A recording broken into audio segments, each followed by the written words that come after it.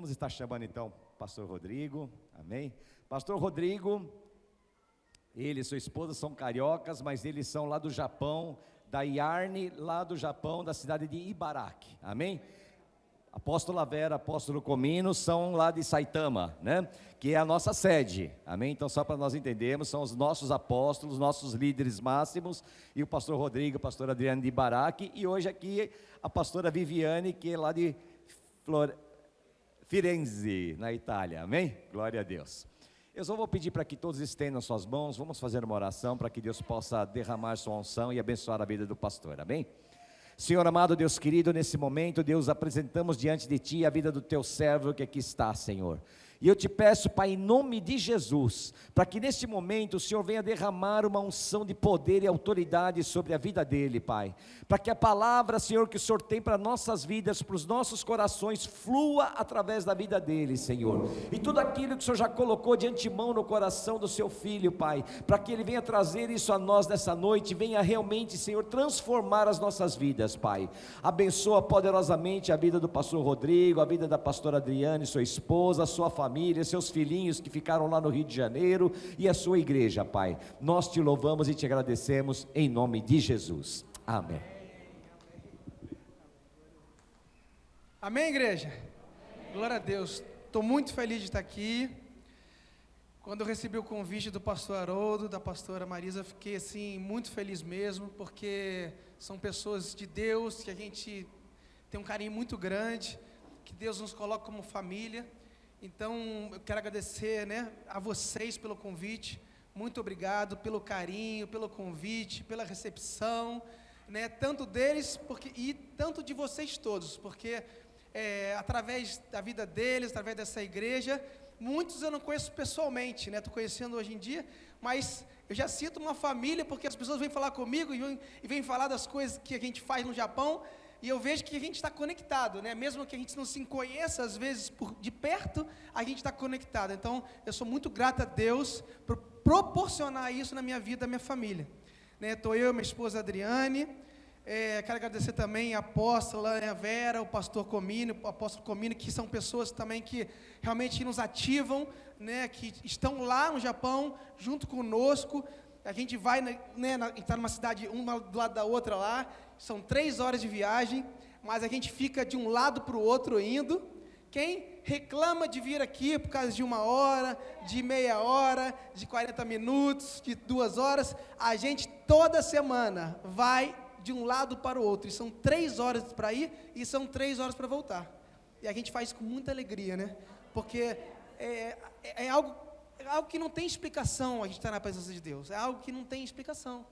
Então, eu sou muito grato à vida de vocês, minha família é grata à vida de vocês, sou eu, minha esposa, como o pastor Haroldo falou, a gente tem um filhinho de 8 anos, e uma filhinha de 5 anos, que são muita bênção na nossa vida, e eu estou muito feliz, gente. Eu queria compartilhar algo com vocês poderoso. Eu creio que é um dia que Deus vai destravar muitas coisas aqui.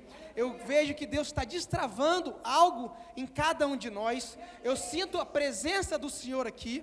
Eu sinto o Espírito Santo ativando algo que estava parado nesse lugar, algo que estava parado em nossas vidas, e aonde há a presença do Senhor, creia, tenha certeza, quando há a presença, tem que haver modificação, tem que haver transformação, e é isso que eu vejo nesse lugar, isso que eu sinto nesse lugar.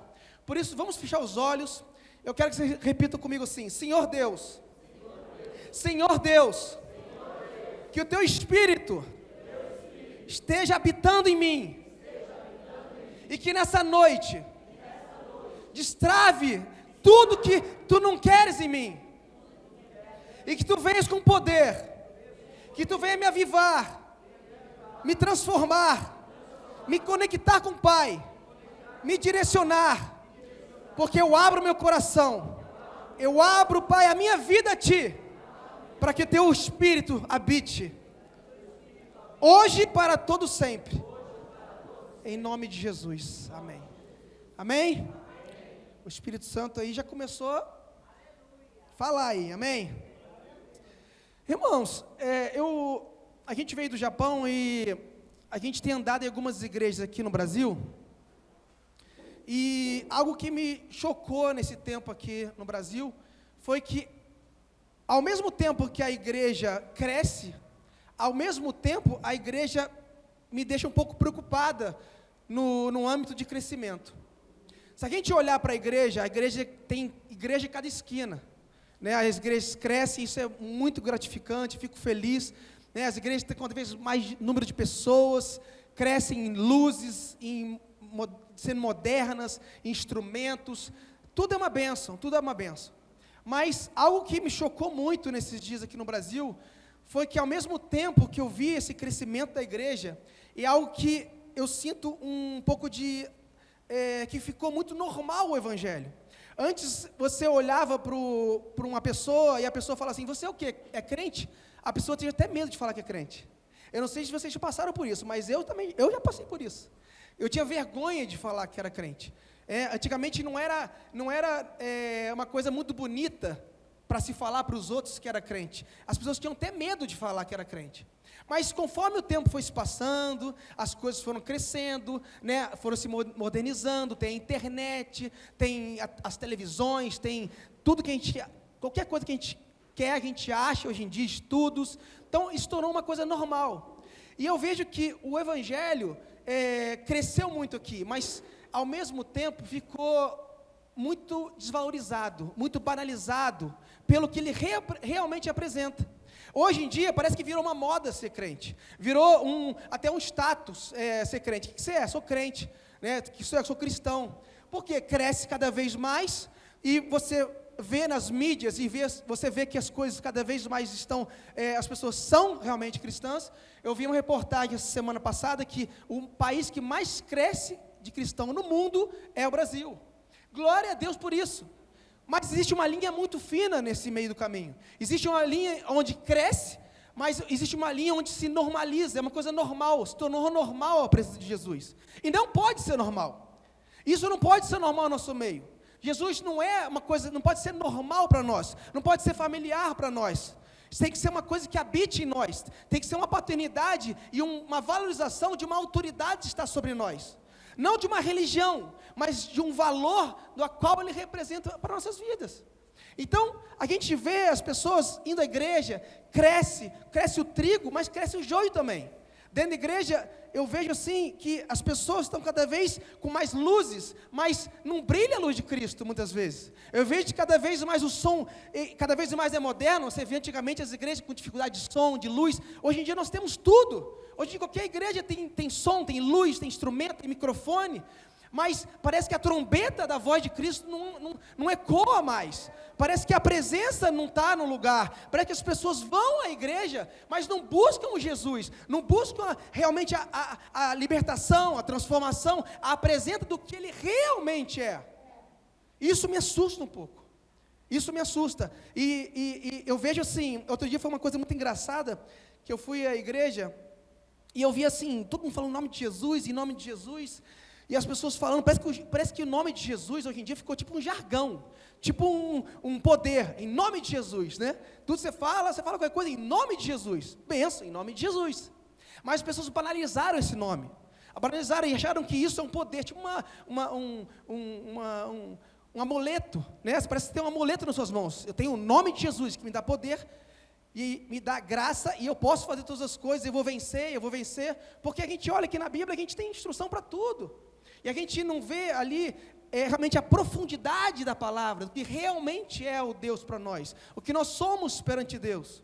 E aí foi muito engraçado, porque eu fui nas igrejas, e aí eu via muitas pessoas falando em nome de Jesus, e eu parei, não tinha começado o culto ainda, eu vi uma menina assim, falando assim, eu parei assim, sentei ao lado dela assim, ela falando para a amiga dela, olha, em nome de Jesus, ela falava quando ela falava em nome de Jesus, mas ela falava com uma autoridade, ela falava com poder, ela falava assim, ó, em nome de Jesus, quando eu chegar lá em casa, ela falando para a amiga dela, quando eu chegar lá em casa, o Cláudio vai ver comigo, eu vou falar umas para ele, que olha, não estou aguentando não, eu vou chamar ele, e eu vou falar isso, essa parte eu nem comento que ela falou, para a amiga dela, se fosse na televisão era pi, pi.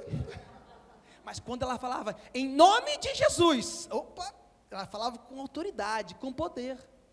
Mas ali eu via que não tinha a presença de Deus.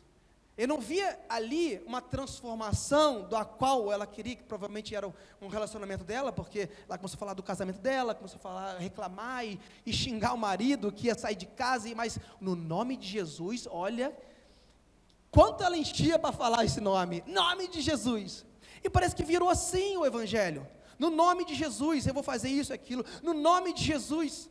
E aí a gente olha aqui na Bíblia, e a gente vê que a Bíblia se tornou muito banalizada com isso, né? O Jesus tomou, parece um amigo, um companheiro, e eu sei que é, e deverá ser, mas a gente não vê e quantifica do que tem em cada versículo, em cada escritura, em cada ensinamento, em cada princípio. A gente pega o que é bom para nós, chega ali, levanta a mão, né? Parece que os domingos se tornaram automáticos, né? Parece que os cultos se tornaram automáticos, quem canta se tornou automática, ficou um sistema, né? O mundo evangélico virou um sistema, e nós não podemos perder isso, nós não podemos nos colocar dessa maneira perante Deus. E a gente vê as pessoas orando, e aí as pessoas clamando, e aí o culto te toca, você sente ali, sente bem. Parece que antigamente você via que os livros mais vendidos no mundo eram os livros de autoajuda. E aí você vê que as pessoas parece que deixaram os livros de autoajuda e foram para a igreja. Parece que tem alguém que fale ali, em vez de você ler, e você tem alguém que fale ali para quê? Para melhorar a sua vida, os seus sentimentos, as suas tristezas. E na verdade não é um livro de autoajuda, é um livro de ajuda do alto. A gente tem que entender que Deus veio nos ajudar. Deus vem habitar dentro de nós, e vem modificar algo dentro de nós, na qual não conhecemos, e não conhecemos mesmo. Estamos cada vez mais aprendendo, e na verdade você devia colocar na sua testa assim, em obras, porque eternamente em obras, eternamente você vai estar aprendendo.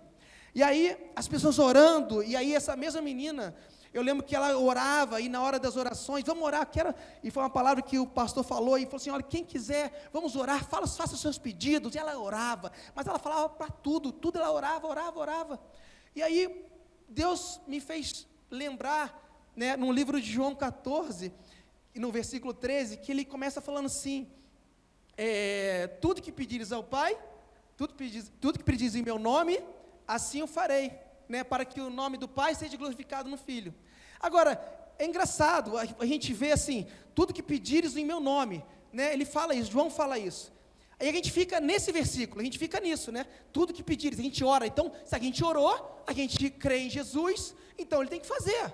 Quantas vezes eu já pensei assim, quantas vezes já orei com autoridade pensando, não, se Deus está escrito, tudo que pedires, está escrito, João 14, 13, então tudo que pedires, ele vai fazer, né? Eu tenho fé, Deus, a gente vai colocando os versículos, né, do jeito que a gente quer, mas é muito além disso, isso que se torna a banalização do Evangelho, porque ele repete isso no capítulo 15 e repete isso no capítulo 16 também. Então, quando você ora, você crê que você vai receber, só que aí você deixa aquela última partezinha, você esquece, para que o nome do Pai seja glorificado no Filho, né? Ou seja, você passa por isso, ou seja, para que o nome do Pai seja glorificado, tudo que você for pedir, é para que algo seja glorificado no Pai. Então, tudo que você pede, Deus quer te dar, Deus quer que você receba. Quem não quer dar o melhor para o filho? Lógico que quer dar, mas ele entende o seguinte, você tem que entender o seguinte, que para que o nome do Pai seja glorificado na tua vida, no nome do Filho, para que você cresça e você mostre que você é uma nova criatura. Aí esse mesmo João vai lá para 1 João e fala outra coisa, ele fala assim, olha, tudo que pedires, segundo a sua vontade, segundo a vontade do Pai, ele nos ouve. Ou seja, o mesmo Pai que fala, o mesmo João que fala que tudo que nós orarmos, ele nos dá, é o mesmo João que fala que tudo que pedirmos, que em nome do Pai, segundo a sua vontade, segundo a vontade de Deus, ou seja, segundo a palavra de Deus. Então a gente esquece desse João do 1 João lá, e a gente lembra do João dos evangelhos, tudo que pedir, e a gente passa rápido o que a gente quer tudo para nós, a gente quer tudo para nós, e que a gente fala, Deus, parece que Deus, a gente quer um Deus que a gente, né, faça a lâmpada assim, né, faça a mágica a nosso favor, E a gente está aqui e as pessoas vão para Deus, não para ouvirem e serem transformadas, mas para as coisas serem abençoadas, para as pessoas serem abençoadas, para a vida delas melhorarem. E Deus, Ele quer muito mais disso, Ele quer algo de intimidade em nossas vidas. Então, quando você vê essa questão de orar, essa questão de quando as pessoas chegam a Deus, e que seja segundo a vontade de Deus, e Ele vai nos ouvir, Ele vai nos atender, é uma questão muito mais de posicionamento seu com Deus, é uma questão muito mais de como você é com Deus, do que você está clamando ali, gritando ali, esperneando ali, Deus, eu estou aqui, hein? Estou vindo nos domingos, estou clamando, estou orando. É muito mais a nossa posição perante Ele. E a gente não quer saber da nossa posição, a gente quer saber da nossa vontade, a gente quer saber do nosso jeito. E aí, você vê que as pessoas sabem do nome de Jesus, conhecem o nome de Jesus, ouvem e se instruem. Nunca houve tanta instrução na palavra de Deus, hoje em dia nunca houve tanto estudo na palavra de Deus. Hoje em dia você vai em qualquer lugar, você pode aprender sobre a palavra de Deus, mas isso não significa que você tem autoridade desse posicionamento com Deus. Isso que eu quero que vocês entendam essa noite, que não significa que vocês vêm à igreja, que eu vou e prego aqui, e que a gente fala, e que você se instrui, isso não significa que você tem a presença de Deus. Isso me assusta, porque o evangelho cresce, as pessoas, é uma moda, chega a ser até um status hoje em dia, mas e a presença de Deus? E como é que fica isso? E aí você vê alguns discípulos tentando expulsar os demônios, e os demônios não reconhecem a autoridade que tinha naqueles discípulos, né? Isso aí é algo que impressiona, porque se eles conhecem Jesus, se eles eram conhecedores de Jesus, falavam de Jesus, né? E aí na hora de expulsar os demônios não reconhecem. Em Atos 19 você vê isso, você fica, opa, então você tem que parar e ver o seu posicionamento, né? Como é que você está com Jesus? Se os demônios não te reconhecem, você fala no nome de Jesus, mas os demônios não reconhecem a autoridade que tem em você, porque não tem posicionamento, não tem presença. E assim as igrejas crescem, e assim as igrejas se instruem como querem.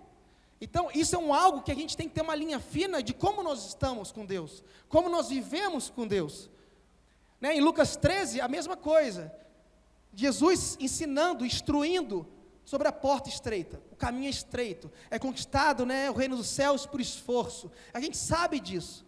Só que se esforçar em Deus, as pessoas não querem, né? A gente já sabe aquele ensinamento de Deus da casa na areia, na casa na rocha. Só que se você for no livro de Lucas, quando ele fala sobre a casa na rocha, ele fala que tem que cavar numa profundidade para colocar os alicerces na rocha. Não é de qualquer maneira. A gente fala, a gente está com Jesus, coloquei o meu alicerce, nada vai me abater, nem o vento, nem o mar, nada vai acontecer comigo, eu estou com Deus, eu estou no nome de Jesus. E aí, você fala da casa da areia, aquele que não conhece, aquele que não pratica, aquele que não quer nada, e aí esse vai para a areia, tem que tomar cuidado, mas não é isso só. Você vê lá, isso tem em Mateus, mas você vai para Lucas, essa casa na rocha, o alicerce, é cavando, é na profundidade, é na intimidade com Deus. É a isso que aí você vai chegar e colocar o teu alicerce. Então é isso que Deus quer fazer com cada um de nós, que a gente coloque o alicerce, que a gente crave o alicerce com Ele, e aí sim, você vai praticar, e aí sim, pode vir o que for, você vai estar na rocha, firme na rocha. Amém? Então hoje é um dia de posicionamento com Deus, porque senão a gente não rompe com Deus. A gente se instrui dos princípios, mas isso não significa que a gente pratica os princípios. E toda promessa, toda bênção que a gente recebe de Deus, são atreladas aos princípios. A gente tendo isso vivo dentro de nós, a gente vai colocar em prática e automaticamente essa semente vai se tornar vivo, vai se tornar frutos. A gente quer frutos, mas a gente não quer permanecer. A gente quer dar frutos, mas também não quer estar junto com Deus, junto com Jesus. Ele não fala, ide, vá e dê frutos. Ele fala, permaneças em mim, aí vos darão fruto. Vocês, primeiro é permanecer, primeiro estar junto, primeiro é estar na raiz, aí sim você vai dar fruto. A gente quer dar fruto, a gente quer cantar, quer tocar, quer pregar, quer mostrar, e assim vai. E como as mídias sociais estão cada vez maiores, é cada vez mais status, É cada vez melhor você estar no Instagram, você estar nas redes sociais, né? Isso é bom. Então, cada vez mais pessoas querem fazer. E aí, existe uma balança. Como é que está essa balança de Cristo dentro de você? É a carne, é o Rodrigo, é a Cláudia, é o Pedro, ou é Cristo? As pessoas estão colocando elas na frente de Deus. E aí não rompe. Aí as pessoas não sabem por que não vão. Né? E aí, nessa porta estreita, quando Jesus vai ensinando, ele fala assim, que o reino de Deus tem conquistado por esforço. Né? E aí, Jesus, ele fala que, aí os discípulos chegam para ele, mas, Jesus, nós comemos e bebemos contigo. Jesus, tu ensinou na nossa cidade. Aí Jesus fala assim, olha, não conheço, eu não vos conheço, não sei de onde são. E parece que esse ensinamento dessa porta estreita, desse caminho estreito, continua hoje em dia, porque as pessoas continuam achando que estão com Cristo, mas como não se esforçam, como não estão transformadas, será que vão chegar um dia para Jesus falar, vai receber essa frase de Jesus? Será que as pessoas estão indo para a igreja, como muitos chegaram para Jesus, e ele falou assim, olha, não conheço. E ele falou assim, mas Jesus ensinou na nossa cidade. A mesma coisa conosco, a gente está vindo aqui, a gente está aprendendo, e Jesus está ensinando. Mas será que um dia a gente vai chegar perante Deus, e a gente vai receber uma frase dessa? Então, isso me assusta um pouco. E a gente vê o evangelho da graça cada vez mais crescendo, né? E a graça, hoje em dia, se tornou uma desgraça muitas vezes. Porque a falta de entendimento da graça se tornou uma desgraça. Porque as pessoas não entendem essa graça, essa liberdade, que nós somos livres, somos libertos por Ele, e está usando isso a favor da carne, da vontade própria, não da vontade de Deus. E a graça... a gente estava conversando esses dias aí, a graça simplesmente é você ser agradecido, porque é um favor imerecido, você não merece, você não tem como agradecer a Deus, o preço que foi pago, e porque você ama, porque ele foi pago o preço na cruz, você ama tanto, que você quer fazer para Ele, você ama tanto, que você tem vontade de fazer por Ele, vontade de aprender o que Ele é, do que realmente você foi formado, da onde você foi criado. Então isso é verdadeira graça, foi um preço pago, nada merecemos, mas, por tanta graça, esse amor é tão grande que nós amamos Ele, porque Ele é merecedor, e nós passamos a fazer correto, a obedecer a Ele, porque Ele é merecedor de tudo, de toda honra, toda glória, todo louvor e toda adoração, né? E a gente quer ver, vamos abrir a Bíblia no livro de Êxodo 25,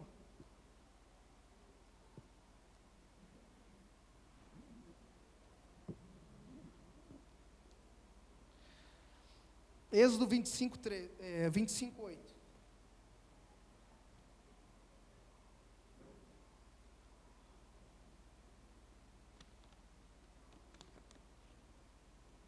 Aleluia, Jesus.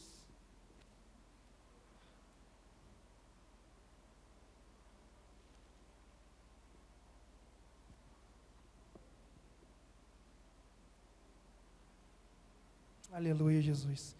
Olha que coisa interessante. Olha o que diz aqui, Êxodo 25, 8. E me farão um santuário para que eu possa habitar no meio deles. Deus, Ele sempre quis habitar conosco, sempre.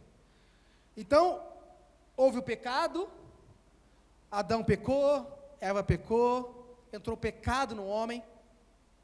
Só que Deus sempre quis manter um relacionamento com Deus, com o homem. Deus sempre quis manter esse relacionamento. E quando a gente lê aqui, no meio farão um santuário, para que eu possa habitar no meio deles. No original, no hebraico, quer dizer Betorã, esse meio. Não é no meio, quer dizer dentro. Então essa palavra meio no original é dentro, Betorã. Então isso muda tudo. Porque Deus sempre quis habitar, por mais que o povo tivesse pecado, por mais que tivesse havido uma separação de Deus ao homem, Deus sempre quis habitar dentro do homem. A gente vê a lei como tipo um castigo de Deus, uma coisa que, vocês não entenderam, não obedeceram e pecaram, então tá bom, toma as leis aí, vamos ver se vocês vão cumprir. Não, a lei sempre foi algo que Deus quis mostrar o caráter dele. Não é algo de punição, é algo que Deus sempre quis mostrar. Olha, vocês não entenderam, vocês pecaram, vocês caíram, mas olha, eu estou com vocês. E nesse versículo me mostra que Deus, por mais que nesse lugar Ele já tivesse dado as leis, as tábuas, por mais que o povo ali naquele momento, Moisés tinha falado para o povo para levantar ofertas, consagrar o templo, formar o tabernáculo, por mais que eles estivessem formando ali a habitação de Deus, Deus queria mostrar para o povo que não era algo de um lugar somente, mas algo que Ele sempre quis morar dentro do povo. Então, por mais que a gente sabe que Jesus pagou o preço e o Espírito Santo está dentro de nós, por mais que a gente tem que começar desde o princípio, porque Deus sempre quis habitar dentro do homem, Deus sempre quis viver dentro de nós. Por mais que houvesse o pecado, Ele deu as leis para falar, olha, eu gosto disso, eu não gosto disso, vocês vão fazer assim, não vão fazer assim. Por mais que Ele tivesse mostrado, isso era o caráter dele. Ele falou assim, olha, eu sou esse aqui. Mas sempre a intenção de Deus não foi algo de religião, algo, olha, você vai cumprir, fazer um bolo de chocolate, vai botar açúcar, vai botar a farinha, o chocolate. Não, Ele sempre quis mostrar o seu caráter, que esse caráter vivesse dentro do povo de Deus. Então isso muda tudo, porque a gente acha que o Antigo Testamento é Deus somente fora do homem. A gente vê que o Espírito de Deus, o Espírito do Senhor, Ele vinha sobre o sacerdote, Ele vinha sobre o profeta, tudo bem, ele usava as pessoas, mas Ele sempre teve a ideia de mostrar as instruções, o caminho e viver dentro do homem. E parece que as pessoas precisam sempre de lugares, meu Deus, Jesus. Precisam sempre de algo para achar que Deus é com eles. E não é. É muito mais que isso. Isso que a gente tem que quebrar isso em nós. Isso que a gente tem que quebrar esse paradigma, essa religião, esse algo que nos coloca de uma barreira com Deus. Nunca houve barreira com Deus. Foi o homem que sempre criou a barreira com Deus. Foi o homem que sempre se colocou olhando para si mesmo e não entendendo quem ele era com Deus. E algo que Deus vai destronar, vai hoje destravar em nossas vidas, e vai fazer com que a gente entenda quem Ele é. Amém? A gente vem à igreja, e esses cultos estão cada vez mais cheios, estão cada vez maravilhosos, glória a Deus por isso. Mas parece que o povo fica na igreja, parece que o povo fica nos cultos, e o que eu quero que Deus falou comigo essa noite, é que a gente não fique nos domingos, que a gente fique nas segundas, nas terças, nas quartas, e algo seja transformado, modificado em nós. E quando você olha a habitação de Deus, quando você olha o tabernáculo, a casa de Deus, parece que você é ali um amuleto, como o nome de Jesus, e a gente fala, Senhor, derrama a Tua glória sobre nós, a Tua glória sobre mim, a gente vai, estende as mãos, chora, ajoelha, faz o que for, rodopia, pula, para chamar a atenção de Deus. Mas a gente tem que entender que Deus é muito além de um lugar, de muro, de pedra, de cadeira, de púlpito, porque Deus não queima no púlpito, Deus queima no altar, Deus queima dentro de nós, é uma chama que sempre houve dentro de nós. E quando a gente fala de habitação, as pessoas não entendem muito sobre isso. A gente fala, Senhor, derrama a sua Shekinah sobre nós, a gente canta muitas vezes isso, mas Shekinah não existe nem na Bíblia. É por isso que as pessoas às vezes não entendem a profundidade da palavra de Deus, não entendem realmente o que Deus é, o que Deus representa, banalizou isso tudo. E a gente fica só na Shekinah de Deus, e Shekinah de Deus não está nem na Bíblia. Isso aí é Talmud, isso é Cabala, que foi transformado, são judeus nas literaturas que colocaram isso, que Shekinah quer dizer habitação. Não é que está errado, a habitação de Deus, é o tabernáculo, não estou falando nada disso. Mas a glória de Deus, que a gente fala, derrama a sua Shekinah sobre nós, é uma coisa que fala, derrama o seu tabernáculo sobre nós, sua casa sobre nós, a sua parede sobre nós. Mas Deus é muito mais que isso. É muito mais que isso. Deus sempre quis colocar o Espírito dele dentro de nós, sempre quis habitar dentro de nós. Quando Ele viu o homem, Ele amou tanto o homem, Ele amou tanto as nossas vidas, que Ele assoprou o Espírito de Deus o Pai, o Filho e o Espírito Santo dentro de cada um de nós. Para quê? Para que Ele habitasse e vivesse dentro de cada um de nós. E o interessante, quando você vê no capítulo 1, quando Ele cria e forma o homem, a gente só foi chamado de ser vivente no capítulo 2, quando Ele assopra o Espírito, e Ele faz cada um de nós, a sua imagem e semelhança, Deus Pai, Deus Filho, Deus Espírito Santo. Quando Ele assopra o Espírito, a essência, e começa a habitar dentro de nós, do homem, aí sim a gente começa a ser existente, aí sim a gente começa a ter forma, mas a ter vida. Isso o que representa? Isso o que representa para nós? A gente pode andar, a gente pode existir, mas isso não significa que existe a presença. Isso não significa que Ele está habitando dentro de nós. Isso significa que a gente está sendo movido pelo Espírito. Isso não significa que a presença de Deus está conosco e nós estamos funcionando perfeitamente. E aí a gente está vindo aos tabernáculos, a gente está vindo e a gente acha que a gente está com a glória de Deus. Mas Deus quer abrir os nossos olhos. Abrir. É a mesma coisa que tivesse esse microfone aqui. Esse microfone existe, não existe? Agora ele só passa a ter som se tiver o quê?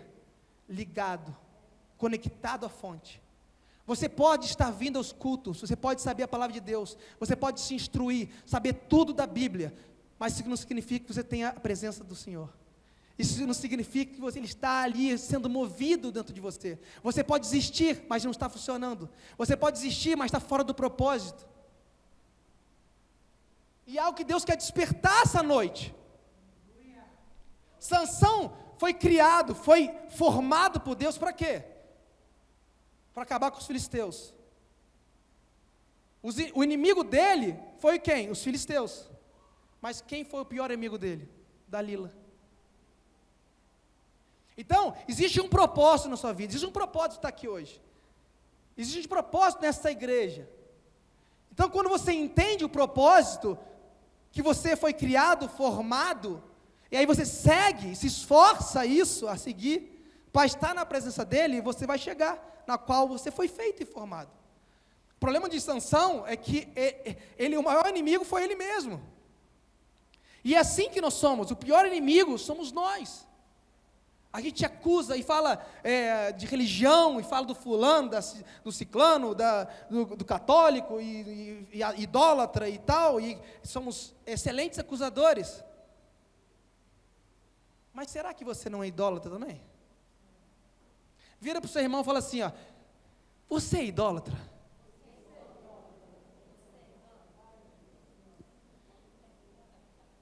Idólatra, meus irmãos, é você adorar, você venerar a algo, ou pessoas. Algo que não seja de Deus, que não seja a vontade de Deus, você está idolatrando.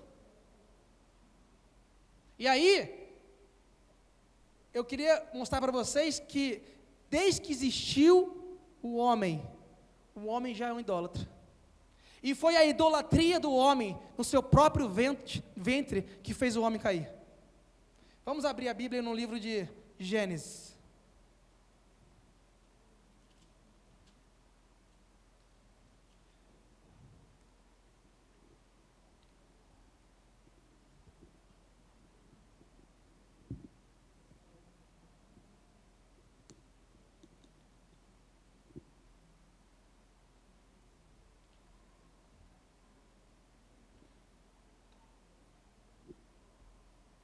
Aleluia.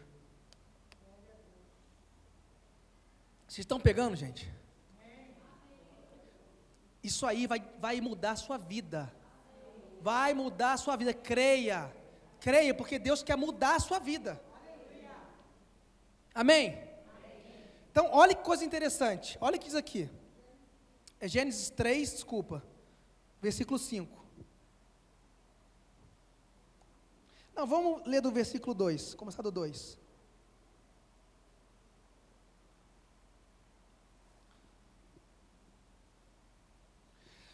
Respondeu-lhe a mulher, do fruto das árvores do jardim podemos comer, mas do fruto da árvore que está no meio do jardim, disse Deus, dele não comereis, nem tocareis nele para que não morrais. No 4, então a serpente disse à mulher, é certo que não morrereis. A serpente, o que ela fez? Ela só deu a cerejinha, ela só deu assim, olha como é bom, olha como é gostoso, você não vai morrer não, ela só induziu.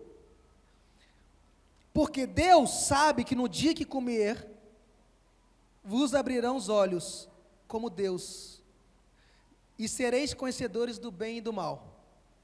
Repete comigo. Porque Deus sabe que no dia em que dele comerdes, se vos abrirão os olhos. Como quem? Deus. Então, a serpente só botou a cerejinha. Na verdade, o homem naquela hora não adorou a serpente. O homem não quis seguir a serpente. O homem quis seguir a quem? A ele próprio. O homem adorou o seu próprio ventre. O homem quis ver como Deus, ser como Deus, ter os olhos como Deus e ser suficiente. Então a gente acusa Satanás, acusa ele e fala, você, fez isso, fez o homem pecar, você atrapalha toda a nossa vida, é o nosso inimigo, e a gente fica apavorado com Satanás, a gente fica, nosso inimigo, parece que a gente fica desesperado com ele muitas vezes, mas o maior inimigo das nossas vidas somos nós, e caímos desde o princípio por nós mesmos, por querer ser autossuficiente, por querer ser tudo do nosso jeito, da nossa maneira, do nosso interesse, e ser suficiente não precisando de Deus. E continuamos muitas vezes da mesma maneira. A gente fala, imagina, a gente está em Gênesis, nunca houve tanta instrução na palavra de Deus, e a gente continua igual. Porque é a mesma coisa, é o mesmo erro. O diabo não pode tocar em você, não pode fazer nada. Então quem que pode estragar a tua vida? Você. Então o mesmo erro continua a mesma coisa. Porque você vai à igreja, você recebe e você assimila para a sua vida o que é bom, o que é ruim, você fala, Deus aqui não toca, aqui não invade.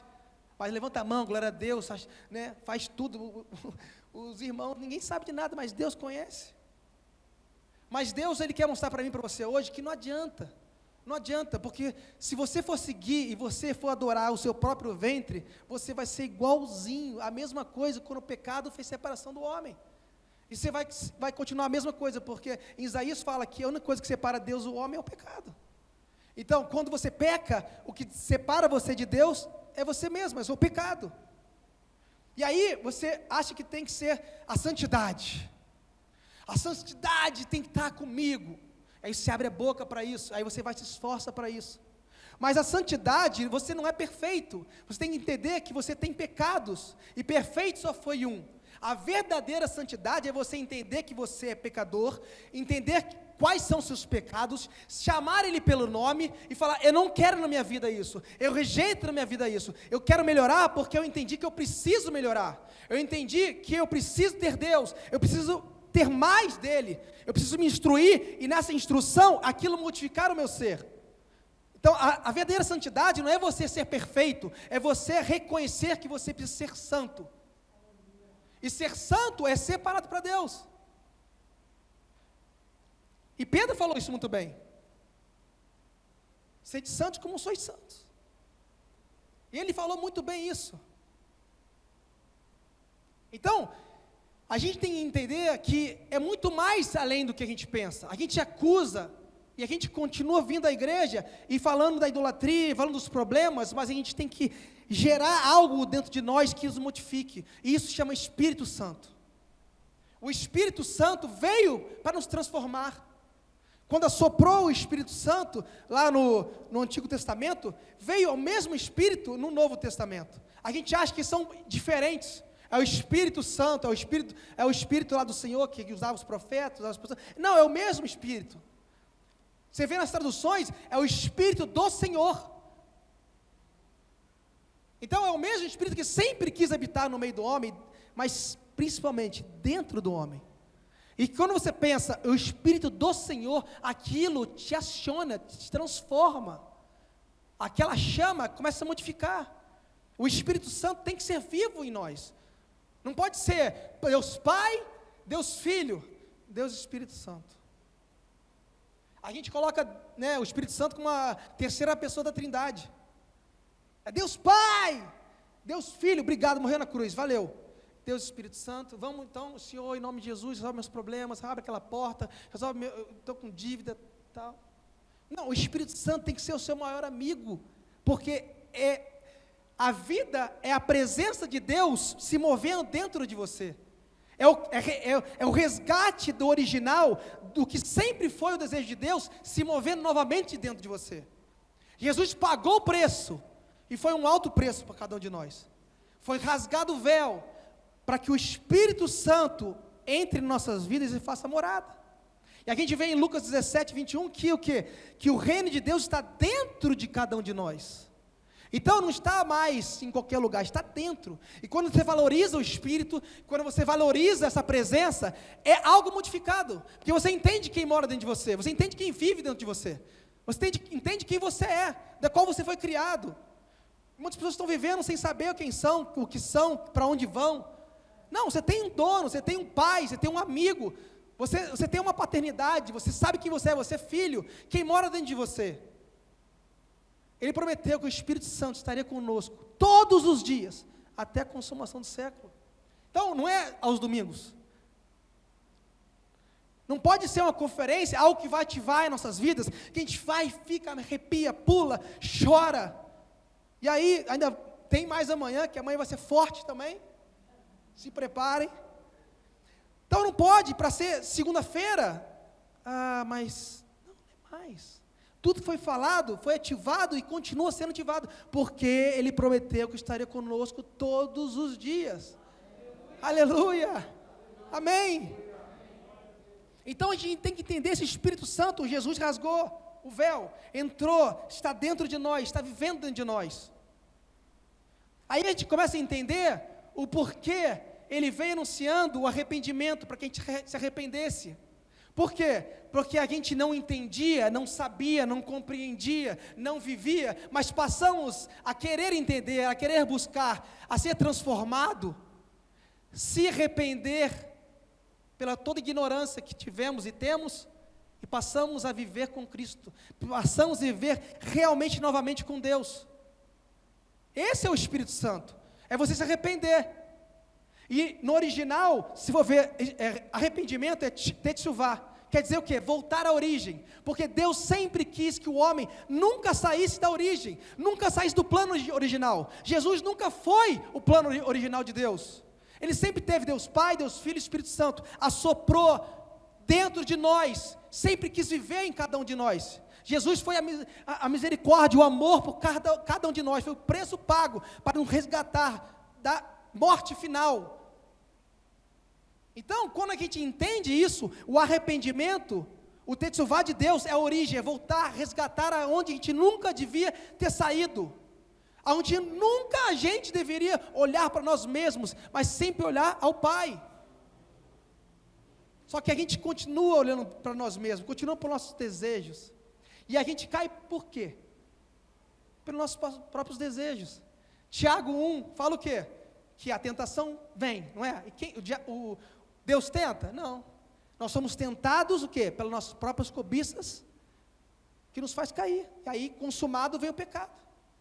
Então, nós somos consumados pelos nossos próprios pecados. Temos a consequência sobre eles. Então, quando pecamos, a tentação vem. Como veio? Não veio a tentação lá, não é? Veio. O que deveria ter falado? Não.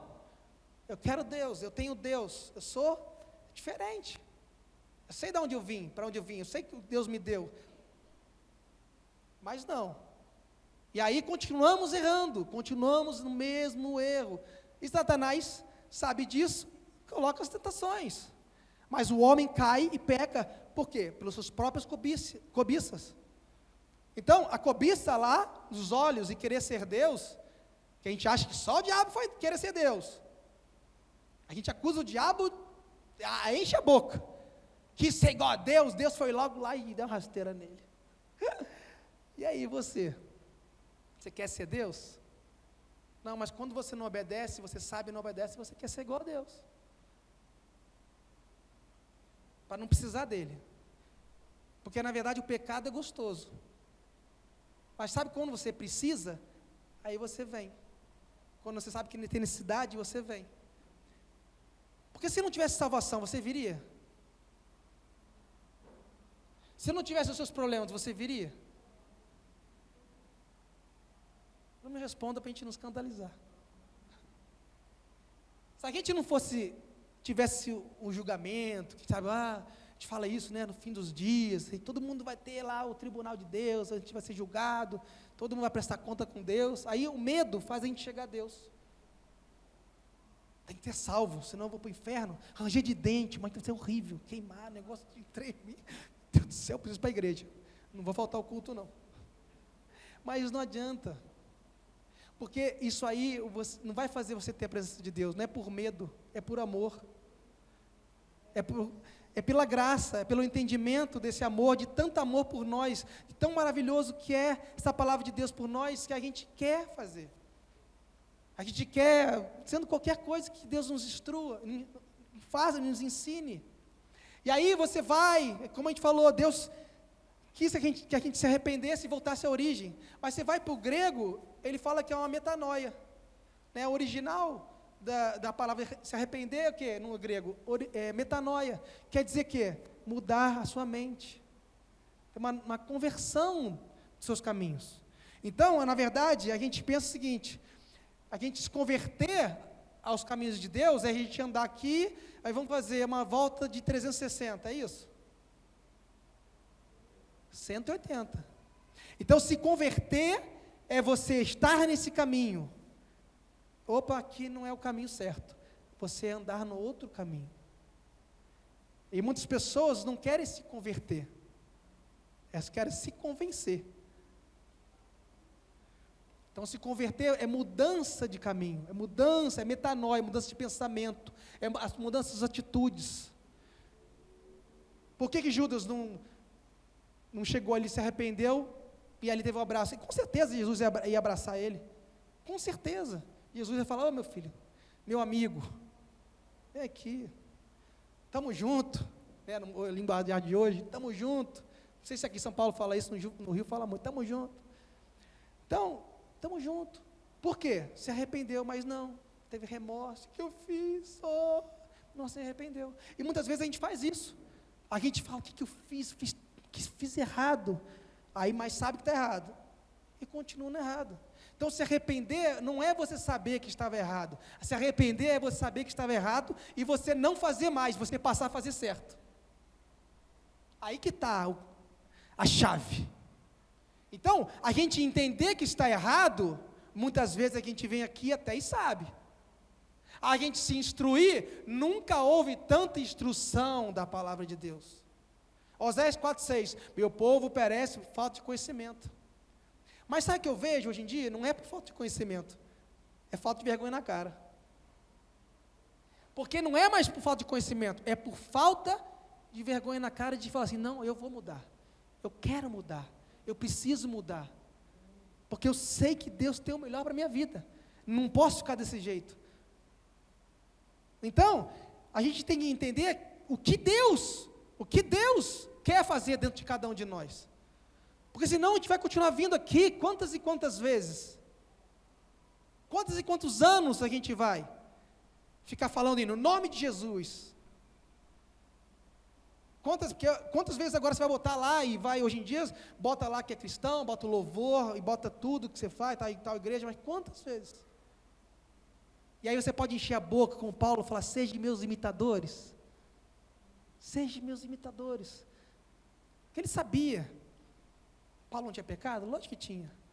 Mas ele sabia que ele estava ali dando um exemplo de como se esforçar de estar na presença de Deus, de como se esforçar de estar fazendo o ID. Então é isso que a gente tem que entender. Vocês estão compreendendo? Fala, Senhor Jesus, a partir de hoje, Sou uma nova criatura. Com a presença do teu Espírito. Em 2 Coríntios, capítulo 2, versículo 6, capítulo 3, versículo 6, diz que a letra mata, o Espírito vivifica. Se a gente ficar só em conhecimento das literaturas, só, e não viver o Espírito Santo, a gente vai ficar morto. A gente vai ficar igual, tem uma piada que é muito engraçada, que está o Jesus, não sei se vocês já ouviram, me contaram, eu acho muito legal esse exemplo. Jesus está lá, ele está um muro, um homem em cima do muro, Satanás de um lado, Jesus de outro. Aí fala, Jesus fala, vem meu filho, vem, eu te amo, quero mudar a tua vida, sai daí esse muro, até perigoso, sai, já começando a instruir o homem, e está do outro lado Satanás, não fazendo nada. Aí pergunta assim para Satanás, ué, por que você não está fazendo nada? Você não fala, não chama, não instrui o que você vai dar? Precisa, ele já está no meu lado. Por quê? São os trigos. São aqueles que Jesus vai falar assim, ó, não conheço. Eu ensinei, mas vocês não ouviram. O joio, desculpa. Eu ensinei, mas vocês não ouviram. Eu estava lá com vocês, mas vocês não ouviram. Comeram comigo, é verdade, beberam comigo. Foi tudo maravilhoso, mas não conheço. Por quê? O morno, o que Deus faz? Vontade de vomitar. Vomitar é o quê? Colocar tudo para fora, não querer nem fazer parte. Então eu vejo muitas pessoas vindo à igreja e continuando, e querendo ser como o joio. E nós temos que ser como o trigo. Temos que influenciar e não ser influenciados. Temos que modificar tanto a nossa vida como o próximo também. E a gente vê um evangelho muitas vezes facilitador. Ninguém quer mais ouvir repreensão, ninguém quer mais receber uma instrução que exorte, ninguém quer mais, a gente só quer facilitador. E as pessoas buscam isso, virou um comodismo isso, virou uma coisa confortável para todos os lados. Então as igrejas estão cada vez mais cheias, as igrejas estão cada vez mais grandes, às vezes o pastor, coitado, não dá nem conta às vezes de instruir, de exortar, de estar cuidando, de tão grandes. Mas eu vejo, porque às vezes eu converso com algumas pessoas, parece que o que elas dizem sobre isso, parece que ficou até uma coisa gostosa sobre isso. Uns sofrem, porque aqueles que querem ser modificados, eles sofrem. Mas aqueles que não querem ser modificados, eles acham bom. Por quê? Não tem ninguém falando, ninguém instruindo, ninguém repreendendo, ninguém exortando, todo mundo vai ali. Então as pessoas querem cada vez mais que não me veja. Eu vou à igreja, deixa eu com Deus. Deus conhece o quê? O meu coração. Deus conhece o meu coração. Essa frase é ótima. Deus conhece o meu coração. Você peca, mas Deus conhece o meu coração. Você vai para o inferno, mas Deus conhece o teu coração. Amém. Gálatas 5, que a carne milita contra o espírito. Se a gente não matar a carne, o espírito não vai crescer. Se a gente não mortificar a nossa carne, nossos desejos, nossas próprias vontades, que não seja de acordo com Deus, o espírito vai ficar, o espírito não vai crescer, vai o quê? Crescer as suas vontades. Você vai olhar o seu umbigo, a sua própria vontade, os seus interesses, e o espírito não vai crescer, o fruto do espírito, você não vai dar lugar a ele. Ele quer que você dê lugar, ele quer te transformar, mas você não vai deixar ele transformar. Tem um ensinamento muito interessante, que eu creio que Deus vai abrir muito nossos olhos essa noite. Deus, ele sempre quis estar com o homem. E se você olhar no Antigo Testamento, o que o povo tinha que fazer? Ele tinha que sempre chegar no tabernáculo, oferecer, né, no átrio lá para o sacerdote, oferecer um cordeiro, né, um animal, para pagar os seus pecados, para fazer os pedidos, uma vez ao ano. Aí o sacerdote ia lá e oferecia a Deus. Mas Jesus veio e pagou o preço para isso. Jesus, ele veio e ele foi o cordeiro. Ele foi o cordeiro puro, o cordeiro maravilhoso, que se entregou por cada um de nós. E glória a Deus por isso. E eu vejo que o que Deus quer que a gente entenda, que a gente tem que continuar matando e sendo esse cordeiro para Deus. Porque já foi pago o preço, glória a Deus por isso. Mas isso não significa que você não tem que se sacrificar. Isso não significa que você não tem que ser um sacrifício vivo. Porque Paulo ensina isso, que nós sejamos sacrifícios vivos para Ele. Nós sejamos exemplo, nós queremos e temos que matar essa carne, temos que oferecer a nossa vida e matar o nosso eu, e sermos, continuando a ser esse sacrifício. Isso significa esforço, e significa se aproximar de Deus. Porque quanto mais você se sacrifica, quanto mais você se mata, se você se coloca como cordeiro, pastor, mais você entende e mais você se aproxima de Deus.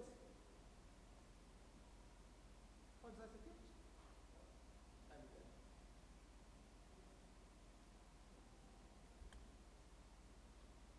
Som. Amém. Então, Deus, Ele quer que a gente entenda que quanto mais a gente for esse sacrifício vivo para Ele, mais o Espírito dEle vai crescer dentro de nós. A gente não pode achar, quanto muitas pessoas acham, e eu já ouvi, não, Ele já pagou o preço, já fez sacrifício por nós, e a vida continua. Glória a Deus, Ele fez sacrifício, já pagou o preço. Amém por isso. Mas nós temos que continuar entendendo que nós precisamos nos sacrificar. Isso quer dizer renúncia, negar a si mesmo, entender que nós precisamos negar a si mesmo. Porque siga-me, pega a sua cruz e siga-me. Negue a si mesmo. Então ele fala, instrui, negue-se. Mas ele fala o que depois? Siga-me. Você só vai conseguir ele, só vai conseguir realmente seguir os princípios, entender e ter a presença dele, se você quer se negar. Se negar é se matar, é ser sacrifício para ele. É ser sacrifício vivo de quem você é no seu eu, no seu pecado, das suas próprias vontades. Isso significa que você precisa continuar sendo sacrifício. Ele pagou o preço para que você tenha acesso. E pagou o preço para nos resgatar das garras de Satanás, do pecado e do que nos dividia com Deus. Mas isso não significa que você não precisa continuar se sacrificando a você estar com Ele, para você ter a presença dEle. É uma coisa muito diferente. E se você for ver no original, a palavra aproximar-se de Deus é corban. Quanto mais você se sacrificar, sacrifício significa se aproximar de Deus. Quanto mais, se você tiver esse sacrifício, mais próximo de Deus você vai ter. Mais próximo de Deus você vai ser, e mais presença de Deus você vai existir dentro de você, você vai ter dentro de você. Então, a gente precisa entender isso, porque a gente não quer se sacrificar, a gente não quer se negar, a gente quer seguir, mas seguir o quê? Seguir a quem? Seguir os seus próprios desejos e prazeres? Vai continuar. Então, hoje é algo que a gente precisa se aproximar de Deus. E o que Deus está fazendo conosco aqui é entender que nós precisamos ser o sacrifício vivo. Quem quer mais de Deus aí? Levanta a mão. Amém? Então, quanto mais você sacrificar Ele, mais próximo dEle você vai estar. E se você continuar entendendo o que reflete o que foi no Antigo Testamento continua sendo. Se você for ver, estar na presença de Deus, quer dizer no original, carabi, que é entrar na presença, e toda vez que você entra na presença de Deus, mais Ele se manifesta, mais Ele se origina dentro de você, mais essa chama começa a arder dentro de você. Então é isso que Deus quer fazer você voltar e entender que foi pago um preço, mas quanto mais sacrificar, mais a presença dEle vai estar, porque Ele está próximo de ti, Ele está dentro de você. Então você estando com Ele, mais Ele vai se mover e vai mostrar a sua glória. E quando a gente vê, a gente entende, Senhor, derrama a tua Shekinah, a gente entendeu que Shekinah não é a nuvem, é aquela fumacinha que desce, né, a presença de Deus. A glória de Deus é outra, é a presença do Senhor. Quando você entende que você precisa disso, aí Ele se manifesta. Aí desce, aí vem a glória. Por quê? Você sacrifica, você mata a sua carne, você enche o Espírito dele, que significa Ele, a presença dele, aí a glória dele desce. Porque muitas vezes você vai num lugar, ou você conhece pessoas que falam de Deus, falam de Jesus, mas você não sente presença. Às vezes você chega num ambiente que está travado, não vem, não parece que o Espírito Santo está com aquela dificuldade. Não é pelo lugar, é pelas pessoas que não estão querendo, não estão entendendo. Mas toda vez que você estiver no lugar, e você chegar no lugar, e você fala assim, eu quero ser sacrifício vivo, para que você venha reinar Senhor, para que tu venhas habitar em mim. E ele começa a clamar, começa a louvar, começa a adorar, aí ele vem, começa a manifestar algo diferente no ambiente. E é isso que eu vejo e sinto nesse lugar. Eu vejo que Deus está criando essa atmosfera, algo diferente para este ano. Algo que as pessoas vão chegar aqui e ter uma outra visão, uma visão do que elas são, de onde eles estão, de onde vão chegar. É algo que Deus está construindo aqui, esse alicerce, para a glória de Deus se manifestar. Porque não é religião. Lembra do microfone. Não seja um microfone sem som. Exista e funcione. E aí, a gente vê lá em João 4 que Deus está o quê? À procura de quê? Verdadeiros adoradores. Que o adorem em espírito e em verdade. Então, Ele está à procura. Ele está à procura de quem adore a Ele em espírito e verdade. E só depende de nós. Só depende de nós. Quando Ele acha esse coração, Ele se manifesta. Quando Ele acha esse coração, as coisas começam a romper, a mudar. E é isso que eu creio que Deus está fazendo aqui essa noite. É rompendo em nossas vidas. É rompendo nesse lugar. Para que não venhamos mais aos domingos, ou que venhamos aos cultos de forma de qualquer maneira, mas que venhamos realmente ser esse homem e mulher do que Deus nos chamou a ser. Amém? O Espírito Santo de Deus está aqui, nos instruindo para algo que vai mudar a nossa vida. São princípios de Deus, que Deus está liberando aqui, para você receber, porque está tudo pronto. Efésios 1 diz que está tudo pronto. No mundo espiritual já está tudo liberado para nós. As bênçãos já estão liberadas, está tudo liberado. Somos nós que temos que estar prontos a receber. Porque Deus não quer te perder, não quer te estragar, não quer. Então, quanto mais você entender isso que Deus está ensinando essa noite, mais você vai receber de Deus. Mais, só depende de quem? De mim e de você.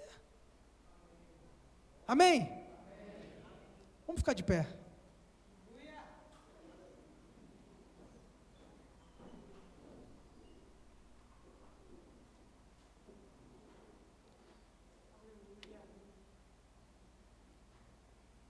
Aleluia, Jesus. Espírito Santo de Deus. Oh, Espírito Santo. Como é bom ter a Tua presença aqui nesse lugar, Senhor. Eu creio que no Antigo Testamento, o sacerdote tinha que 2 vezes entrar para acender o candelabro, para a chama de Deus ficar acesa. Mas com o Espírito Santo de Deus, Ele deu para cada um de nós essa chama, e que esse azeite, essa chama, e o Espírito Santo de Deus, venha sobre cada um nesse lugar aqui essa noite, e que a gente como sacerdócio, a gente como reis, porque a gente foi consagrado por Ele, como reis e sacerdotes, diz em Apocalipse 1, nós temos que entender quem nós somos reis e sacerdotes com Ele, nós somos embaixadores de Cristo, nós somos ministros do Senhor. Quando você entende isso, e você começa a manter essa chama, do que não precisa mais de um candelabro para ser acesa, quando você entende que isso tem que ser motivado, acionado, ativado dentro de você todos os dias, meditando, orando, se consagrando, sacrificando, buscando, tantas formas, aí Ele vem, e a chama aquece, e a chama cresce, e Ele vem com a sua glória. A glória de Deus se manifestava no tabernáculo, se manifestava no meio do povo, e eu creio, aqueles que entenderam a chama do Espírito Santo de Deus essa noite, Deus está ativando de uma maneira, está ativando de um algo que Deus vai proporcionar a vocês, a todos nós nesse ano 2020, da qual foi acionado, foi ativado, e que Deus vai começar a colocar frutos nas suas mãos, onde você acha que estava morto, parado, onde você não tinha mais vontade, não entendia o porquê. A partir desse momento você vai ter uma ligação tão forte com o Espírito Santo, você vai ter uma ligação tão forte com Deus. Você não vai vir aqui, neste lugar, nesta igreja, onde quer que você esteja, de qualquer maneira. Você vai entender do que foi chamado, Para onde? Com o propósito ao qual Deus te colocou na terra. Ele não vai se perder por Dalila, nem por nada. Não vai se distrair, porque o inimigo coloca distração em nossas vidas. Você tem que entender que o diabo não toca em você. É você que dá as brechas, você que coloca esse caminho errado, para que você estrague os planos que Deus tem para você. Mas hoje Deus não vai mais deixar isso acontecer, porque você foi aberto os olhos, na sua vida foi aberto os seus olhos, a qual Deus tem preparado. Deus tem um projeto em suas mãos, e desse projeto é você. Deus, quando te criou, Ele não criou de qualquer maneira, vou criar. Não, você já foi criado nele, antes da formação do mundo, já foi preparado, já está nas mãos dele. Já está tudo com Ele, tudo preparado. Ele te criou de uma maneira que Ele tem já um projeto, e que o inimigo não vai mais estragar o que tem. Não tem mais, porque você entendeu o que Deus tem para você, do que você é para com Ele. Feche seus olhos. Oh, Espírito Santo de Deus, começa a clamar a Deus. Fala: Espírito Santo, venha dentro de mim, e começa a morar dentro de mim de uma maneira diferente. Começa a lavassura e cantará, a se fazer presença, e tudo que estava sendo impedido, tudo que estava sendo travado em minha vida, Senhor, eu me arrependo, eu chamo pelo nome, assim como Isaías, assim como ele entendeu que tinha lábios impuros. Pai, chama pelo nome essa noite, que os teus filhos sejam, Pai, aqueles canais, Pai, aqueles filhos queridos que eu não criaste, Pai, e que eles venham entender qual é o propósito, que eles venham entender, Pai, que eles são reis e sacerdotes. Deus, eu declaro sobre esse ambiente, Pai, a Tua glória. Eu declaro sobre essas vidas aqui, vidas sendo ativadas pelo Teu Espírito. Eu declaro, Pai, novas criaturas, Pai, que são diferentes nesse lugar, que são ativadas pelo Teu Espírito, Senhor, assim como foi no original, assim como tudo começou, hoje Tu continua uma nova história, mas uma história diferente, da qual Tu chamaste, Pai, os Teus filhos, Pai. Ei, cheira a basura e cantará. Começa a clamar a Deus, começa a falar com Ele. Espírito Santo de Deus, faz morada no Teu povo, Senhor. Não somente fora, queime, Espírito Santo, acende a chama, ei, cheira na basura e cantará. Manifesta a Tua glória nesse lugar, Deus, manifesta a Tua glória, Pai. Eu não aceito mais nada que me ferir do Espírito, Senhor. Ei, cheira na basura e cantará. Chama em meu coração. Cheira na basura. Continua orando, mas ora com um coração diferente. Deus está te dando um coração diferente. Eu vejo esse coração de carne aqui, Deus transformando, movendo, ativando. Deus, que coisa linda, Pai. Espírito Santo de Deus, olha esses corações que tem tocado essa noite, Pai. É uma nova história que está escrevendo, é uma nova história. É, cheira na basura e cantará. Olha aqui para mim, olha aqui para mim. Cheia la basura e cantará.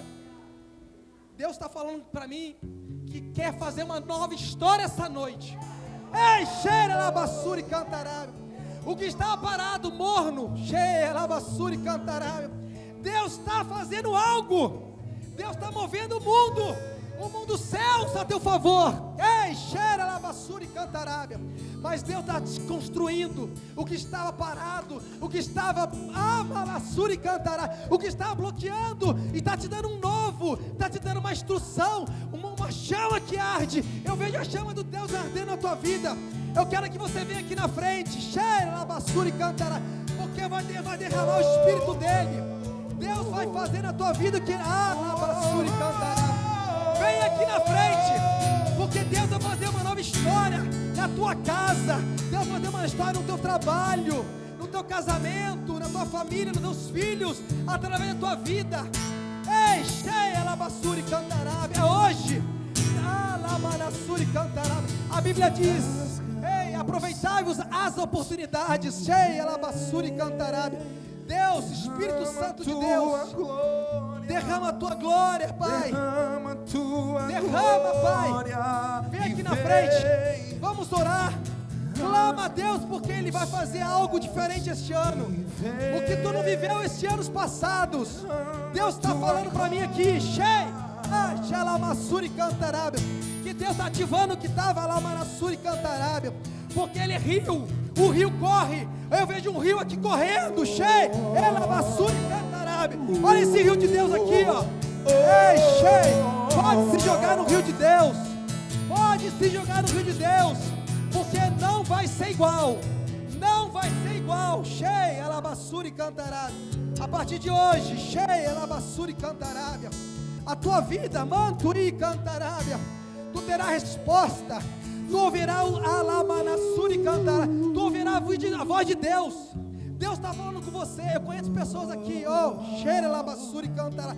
Que Deus, Alamanassuri, tu fala assim: Deus, tu não fala comigo, só fala com Alamanassuri. Não, a partir de hoje, você vai começar a ouvir a voz de Deus. Sabe por quê? Porque o Espírito Santo vai falar contigo. E é algo que nunca Alabassuri você sentiu. Algo que nunca você não ouviu a voz de Deus, mas Deus está falando aqui. Alabassuri Cantarábia. Pastores, ora para essas pessoas aqui. Ora para essas pessoas aqui, pastores. Vem aqui na frente. Começa a interceder para essas vidas aqui, ó. Porque Deus vai encher. Deus vai encher essas vidas aqui. Porque eles nunca sentiram. Eles vão começar a sentir o fogo. O fogo de Deus. Alabassuri, chega de mornidão. Chega. É um novo tempo. É uma nova casa. Ei, Alabassuri Cantarábia. Ei, Alabassuri Cantarábia. Alabassuri Cantarábia. Enche, Pai. Alabassuri Cantarábia. Queima, Pai. Vem queimar em mim. Espírito Santo de Deus. Acende a chama em meu coração. Eu quero queimar por ti. Vem queimar em mim. Vem queimar em mim. Acende a chama em meu coração. Rasga os céus e vem. Derrama tua glória. Derrama tua glória e vem. Rasga os céus e vem. Derrama tua glória.